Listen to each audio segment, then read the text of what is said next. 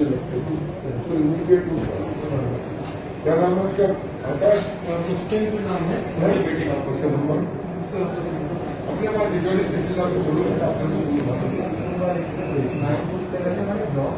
बोलो। और भाइयों, बेटे और बेटियों, हम सब मिलकर कोरोना के खिलाफ युद्ध लड़ रहे हैं।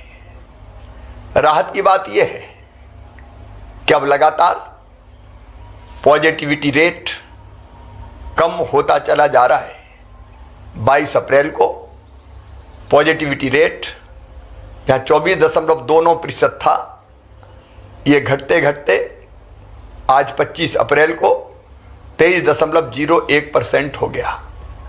एक और राहत की बात है कि अब जहाँ संक्रमित होने वाले भाई और बहनों की संख्या लगभग स्थिर है, 13,000 के आसपास बनी हुई है, वहीं स्वस्थ होकर घर जाने वाले भाई और बहनों की संख्या तेजी से बढ़ी है।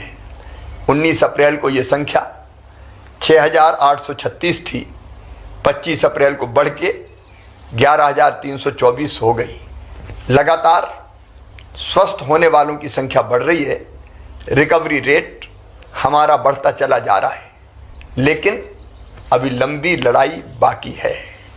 और याद रखिए, ये जो रिकवरी रेट बढ़ी और पॉजिटिविटी रेट कम हुआ, इसका सबसे बड़ा कारण है आपका सहयोग।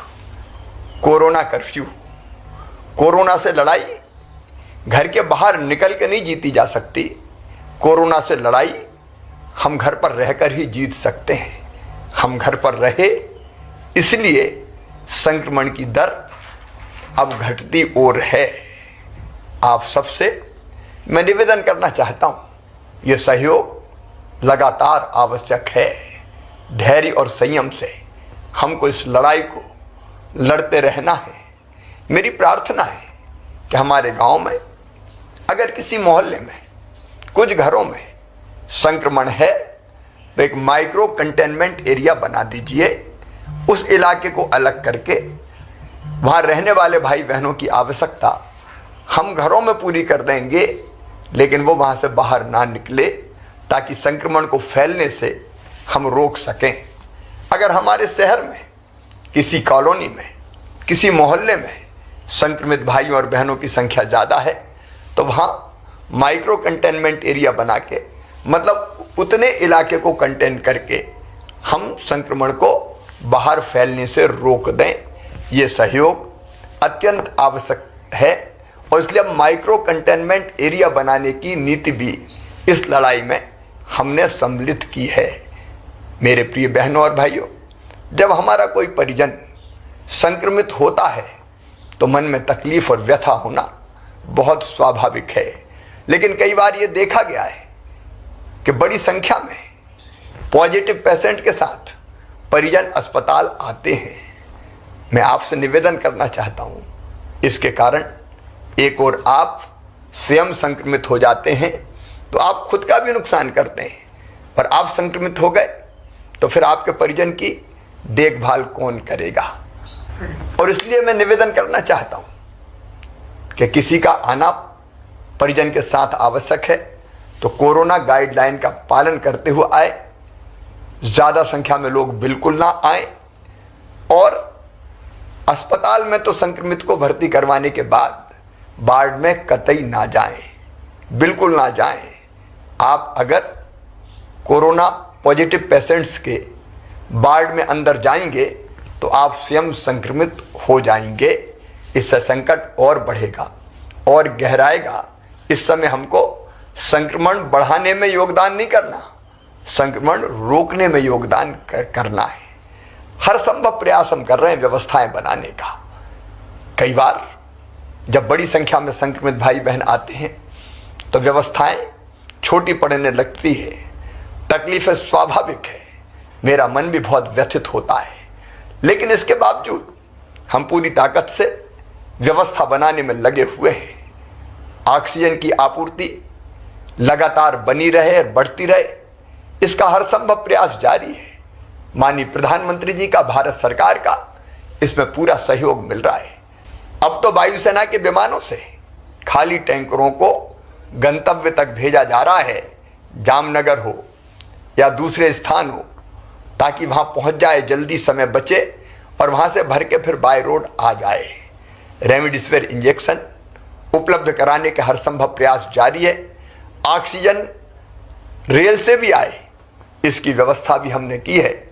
हम कोशिशों में कोई कमी नहीं छोड़ेंगे, लेकिन इसके बाद भी अगर असुविधा होती है तो मैं क्षमा चाहता हूँ।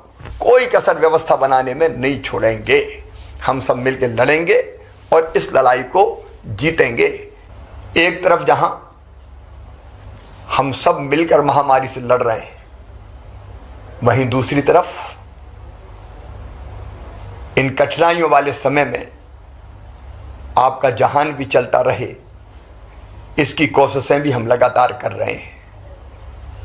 मध्य प्रदेश सरकार ने 3 महीने का राशन निःशुल्क देने का फैसला किया है।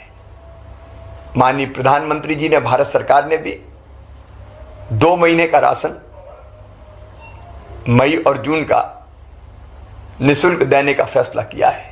निःशुल्क राशन के साथ साथ हमारे जो स्ट्रीट वेंडर है, चाहे वो शहरी हो, फुटपाथ पर सामान बेचने वाले, छोटा मोटा कारोबार करने वाले या ग्रामीण क्षेत्र के हों, उनके खाते में भी 1000 रुपया डालने का हमने फैसला किया है। जल्दी ही किसानों के खाते में मुख्यमंत्री किसान कल्याण योजना की निधि की एक किस्त भी डाली जाएगी। जनता को राहत देने के हर संभव उपाय हम लगातार करते रहेंगे। लेकिन एक बात और ध्यान रखिएगा, इस लड़ाई में अगर हमारे सेनापति कोई हैं तो वो सेनापति है डॉक्टर्स, पैरामेडिकल स्टाफ, हमारी नर्स बहनें, हमारे वार्ड बॉय।